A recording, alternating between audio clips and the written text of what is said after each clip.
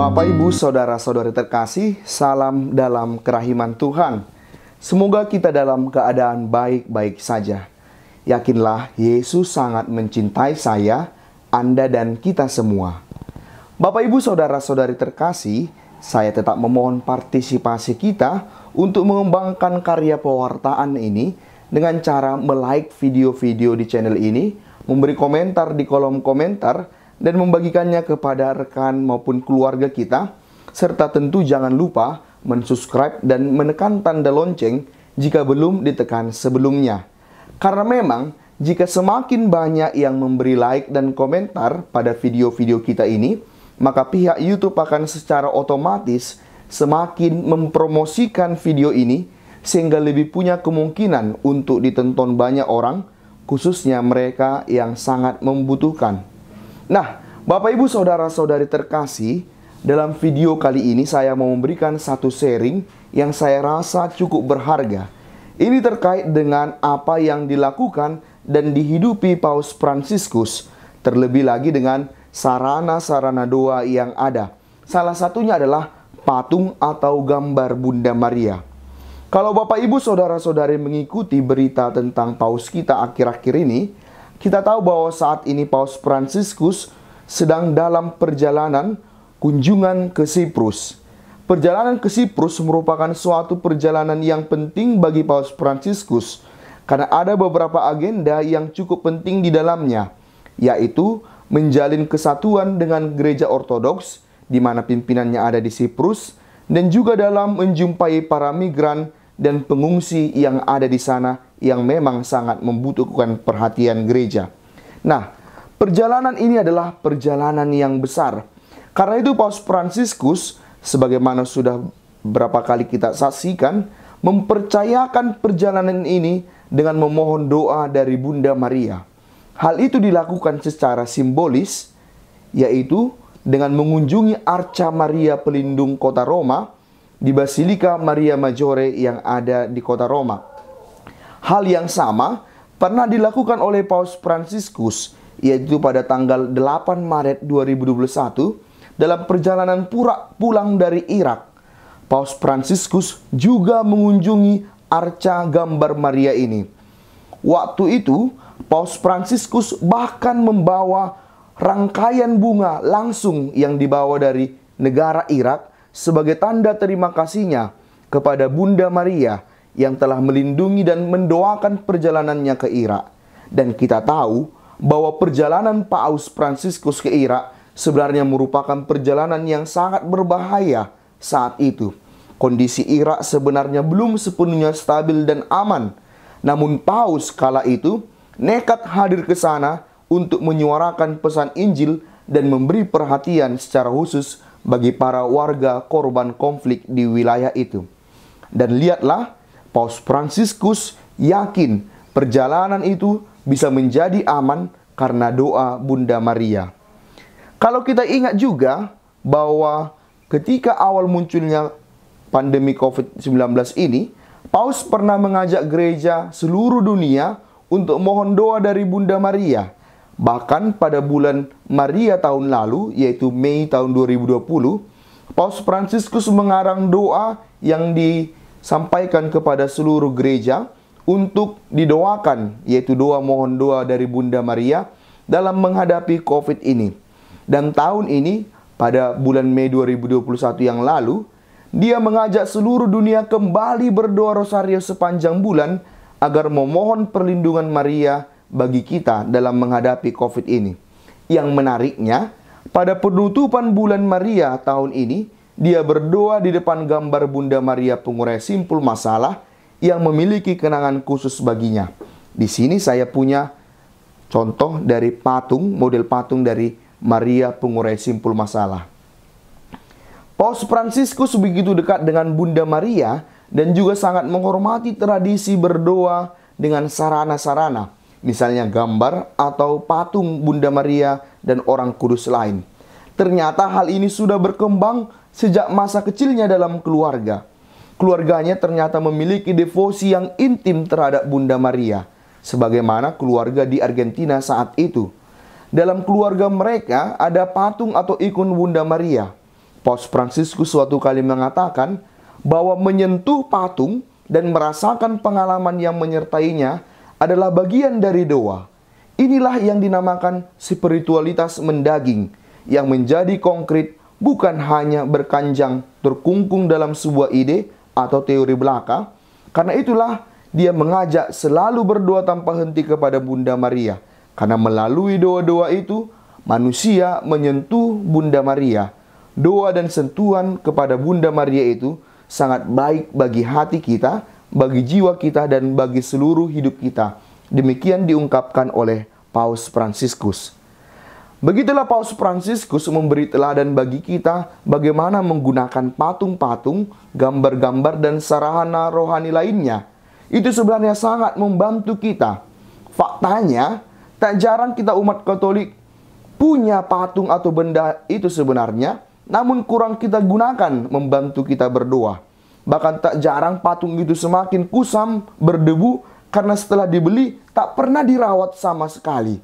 Padahal baik sekali kita meniru teladan Paus Fransiskus yang menggunakan patung atau gambar kudus itu sebagai sarana doa, membantu kita mengungkapkan isi hati kepada Bunda Maria atau orang kudus yang ditampilkan dalam patung atau gambar itu.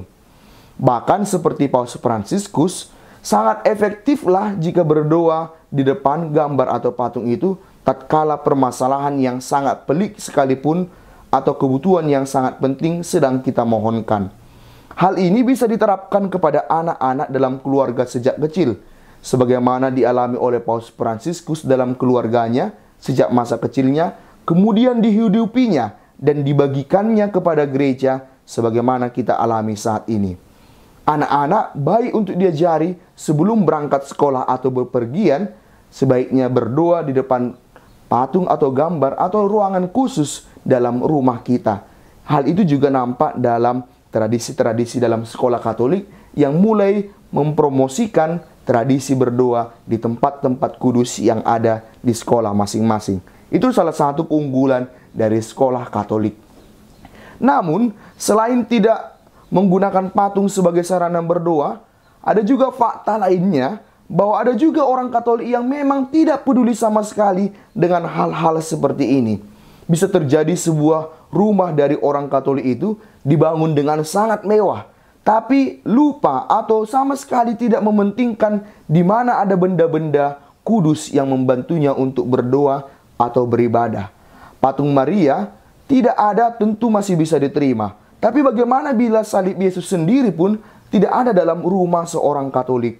Syukurlah akhir-akhir ini sudah ada kesadaran untuk membuat ruang doa khusus di rumah seorang Katolik. Nah, jika ada yang mengatakan bahwa membuat patung itu berhala, kita bisa jawab secara singkat bahwa membuat patung seperti yang dilakukan gereja Katolik bukanlah berhala. Gereja Katolik tidak menyembah patung itu, melainkan menjadikannya sebagai sarana. Lantas, ada yang mengatakan bahwa dalam Keluaran 20 ayat 4, Allah jelas-jelas melarang membuat patung. Tapi tunggu dulu, itu hanya ketika kita mencopot ayat-ayat tertentu saja tanpa melihat konteksnya. Atas ayat itu sebenarnya harus dilihat secara lebih penuh bahwa pertama-tama Allah bukan melarang untuk membuat patung semata-mata, tetapi yang dikatakan Allah dalam konteks itu adalah membuat patung yang akhirnya menjadikan orang itu menyembah yang lain dari Allah. Jadi yang dilarang adalah membuat patung yang membuat orang itu mengesampingkan Allah atau menyembah pada berhala-berhala di luar Allah. Faktanya, patung-patung yang ada dalam gereja Katolik bukan dalam rangka menyembah berhala atau mengesampingkan Allah, tapi justru membantu kita dalam peribadatan kepada Allah. Dan ingat pula bahwa dalam kitab suci bahkan Allah sendiri pernah menyuruh membuat patung yang dapat membuat menjadi sarana lebih dekat kepadanya, yaitu patung yang membantu peribadatan umatnya. Misalnya dalam Keluaran 25 ayat 18-20, Allah menyuruh membuat patung kerub pada tabut perjanjiannya. Atau dalam Bilangan 21 ayat 4-9, di sana Allah menyuruh membuat patung ular tembaga yang jika dilihat oleh umat Israel yang saat itu sedang banyak dipagut ular, maka dikatakan yang melihat patung ular tembaga itu akan tetap hidup. Inilah dasar kita untuk mengatakan bahwa patung atau gambar-gambar atau sarana lain dalam gereja Katolik bukan bagian dari berhala, namun adalah sarana ibadat yang juga berkenan di hati Allah. Nah, Bapak Ibu Saudara-saudara terkasih, Maria adalah ibu kita. Dalam penampakannya di Guadalupe, Bunda Maria berkata kepada Juan Diego, petani miskin itu, "Jangan takut, bukankah aku ibumu?" Paus Fransiskus yang kita tahu punya latar pendidikan sains cukup tinggi, ternyata seperti kita lihat tadi adalah justru bukan hanya bertitik tolak pada pikiran otak belaka, namun juga disentuh oleh rasa dalam beriman kepada Allah. Karena itu dia begitu dekat tersentuh dengan hal-hal yang afektif dalam gereja kita. Salah satunya adalah berdoa dengan sarana-sarana yang ada, termasuk patung-patung sebagaimana dia teladankan bagi kita. Lihatlah bahwa Paus Fransiskus yang seorang ahli sains sendiri bukan hanya mengandalkan pikirannya, tapi justru dia mencoba atau menawarkan kepada gereja justru menghadapi pandemi ini dengan berdoa pada Allah lewat doa-doa dari Bunda Maria. Tentu saja bagi orang yang berpikiran lebih mengandalkan pikiran, tentu saja hal ini dianggap tidak logis. Tapi justru Paus Fransiskus, seorang yang ahli sains sendiri, melihat ini adalah suatu yang bisa untuk dihidupi. Nah, Paus Fransiskus ternyata punya latar belakang yang menarik tentang kedekatannya pada Bunda Maria, dan inilah yang kiranya menjadi alasannya untuk tetap berdoa pada Bunda Maria, terutama dalam menjalani tugasnya sebagai paus yang tak jarang cukup sulit. Nah, apa latar belakangnya? Ialah karena pernah Paus Fransiskus ketika masih muda, yaitu namanya dulu Pastor George Bergoglio di Argentina, dia menjadi pemimpin salah satu tarekat religius yang kala itu sedang dalam masalah. Saat itu tarekatnya sedang dalam perpecahan lantaran ada beda paham terkait teologi pembebasan, dan akhirnya menyangkut bagaimana sikap mereka terhadap negara, terhadap masyarakat, terhadap umat yang saat itu sedang dalam konflik. Ada kubu yang jelas-jelas mengatakan untuk ikut angkat senjata, ikut dalam politik praktis, ikut berperang melawan pemerintah Argentina saat itu yang sedang menekan, menyiksa masyarakat. Tapi ada yang merasa bahwa hal-hal seperti itu bukan bagian dari tugas seorang imam atau religius, sehingga mereka menarik diri dari persoalan-persoalan itu. Nah, George Bergoglio yang adalah nama Paus Fransiskus waktu muda ikut terlibat dalam masalah ini, khususnya karena dia adalah pimpinan dari para pastor dari tarekatnya. Dan akhirnya apa yang dilakukannya selama kepemimpinannya dianggap salah oleh para anggotanya. Ada yang merasa bahwa apa yang dilakukan oleh Paus Fransiskus tidak menyentuh, tidak kena dengan kehidupan umat saat itu. Malah Pastor George dituduh ikut bertanggung jawab atas meninggalnya 49 orang warga sipil saat itu. Dan atas hal ini ia kemudian mulai disingkirkan oleh lawan-lawannya atau orang-orang yang tidak suka dengannya, terutama tatkala ia tidak lagi menjabat sebagai pimpinan. Bahkan diduga salah satu alasan mengapa George ditugaskan untuk kuliah pada usia 50 tahun di Jerman kala itu adalah dalam rangka untuk menghilangkan pengaruh George di provinsi di tarekatnya kala itu. Dan George waktu itu dalam menjalani kuliahnya sudah merasa letih dan tak sanggup lagi untuk menjalani tugas itu, tugas yang berat itu. Karena itulah dia dalam keputusasaannya di Jerman waktu kuliah pernah masuk ke dalam satu gereja dan melihat satu lukisan kuno Maria pengurai simpul masalah. Di depan gambar itu dia berkata, "Bunda Maria Lihatlah saat ini hidupku penuh simpul kekusutan. Urailah simpul masalahku.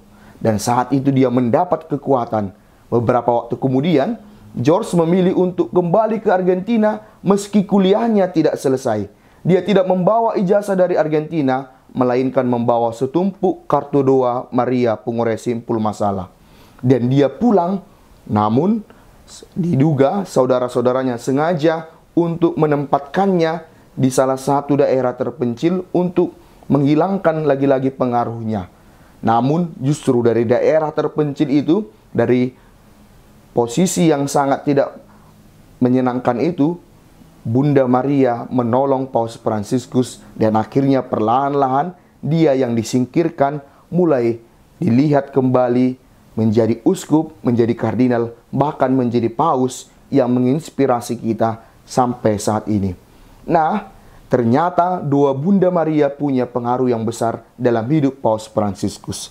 Demikianlah para saudara terkasih, kita melihat teladan dari Paus Fransiskus yang berdoa dengan menggunakan sarana yang ada, yaitu gambar atau patung Bunda Maria. Semoga ini menginspirasi kita dan akhirnya menjadikan sebagai tradisi baik dalam keluarga kita. Yesus, Engkau andalanku, Pace Ebene.